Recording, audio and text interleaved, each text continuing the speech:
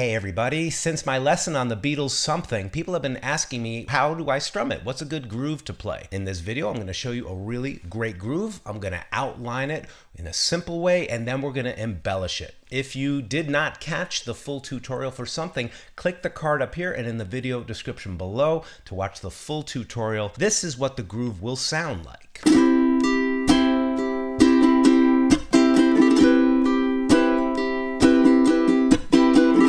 Nice slow groove that's got some funk to it.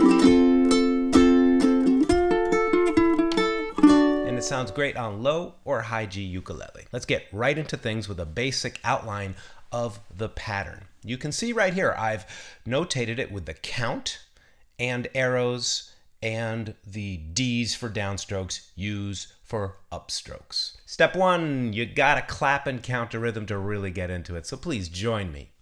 1, 2, 3 E and 4 E and a 1, 2, 3 E and 4 E and a. Notice how on beat 4, I'm not strumming. There's a little space there as the and of 3 is carried over into beat 4. That's a syncopation. Clap it one more time with me. 1, 2, 3 E and 4 E and a 1, 2, 3 E and 4 E and a. It is important that you count it clearly, really watch your hands and get the feedback to your brain. Be aware of the touch of the hands, the voice, getting the signal back to the brain so you really fully embody the rhythm. Now, to get into the strum itself in a basic way, what we're going to do is we're going to strum 1, 2, 3 E and 4 E and a. Notice how I'm first describing it with the count. And of course, that count is related to particular directions of their strum. 1, 2, 3 E and 4 E and down, down, down, up, down, up, down, up. All right, now let's get comfortable with this with the chords for the verse. You have a C major, then a C major 7, then an C7, and an F major chord. Play this groove over those changing chords. Here we go. 1, 2, 3 E and 4 E and change. 2, 3 E and 4 E and 1, 2, 3 E and 4 E and 1, 2, 3 E and 4 E and. At this channel, Ukulele Zen, I love to take you deeper into each song that we play. That's why each month members receive bonus lessons for how to sing, how to strum, how to solo, and play chord melody versions of every song that we learn at this channel. Tips to help you go deeper into your music in a fun and relaxing way. Please check the links down below if you want to join as a member. Thanks so much. Let's keep on jamming. So now that we've played the basic rhythm, let's embellish it a bit with some fan strokes, chucks, and a special subdivision trick I love to use with my thumb. Now, when you play this basic groove, we're just playing quarter notes on the first 2 beats. Let's divide those into 1/8 notes. That would sound like this.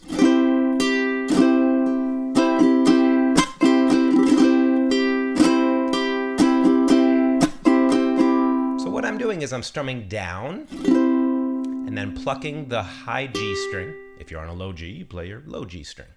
1 and 2 and. I'm plucking very gently. It's just a little flick of the thumb, just grazing that string. 1 and 2 and 3 E and chuck, up, down, up. I've already jumped into the second trick, which is right here on the space in beat 4 to add a chuck.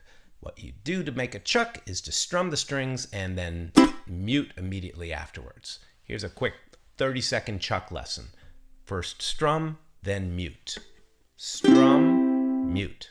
Strum, mute. Let's bring them a little closer together. Strum, mute. Strum, mute. Feel them getting closer? Now put them right on top of each other. And you can hear you're getting that chuck, that consistent, crisp sound. Eventually, it just happens as one motion. I also like to use these 2 fingers as if they're glued together, and then I mute with the palm. And even though the chuck is a powerful sound, it actually is a very light touch. Feel the hand come to rest after you chuck, and pretty soon your chucking batting average is going to be 1,000. Every time you go to do one, you're going to be able to pull it out. Let's add both elements, plucking with the thumb, chuck up, down. We'll do it very slowly just to practice it. 1, 2, here we go.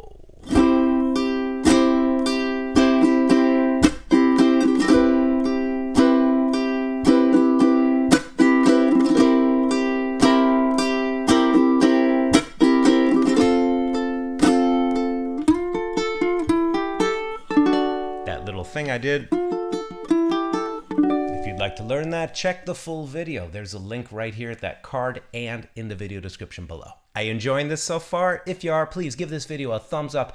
Please share it with your friends, and don't forget to subscribe to the channel Ukulele Zen. It really helps my content reach more enthusiastic players like you. Let's keep on learning. I'd like to show you how to use a fan stroke now, decorating beat 1. You could drop a fan stroke anywhere, but if you drop it on beat 1, it's a nice punctuating start to the rhythm.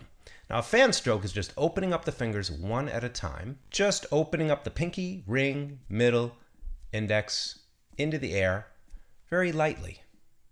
I'm not flicking them out with any pressure off the thumb, just very lightly, and now do that on the strings.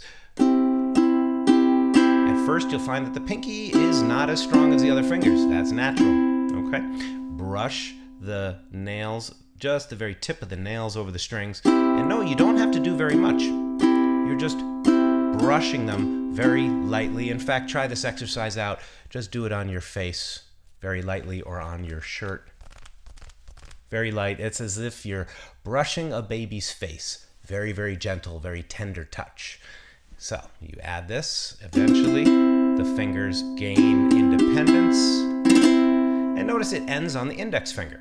So the fan stroke comes right before beat 1.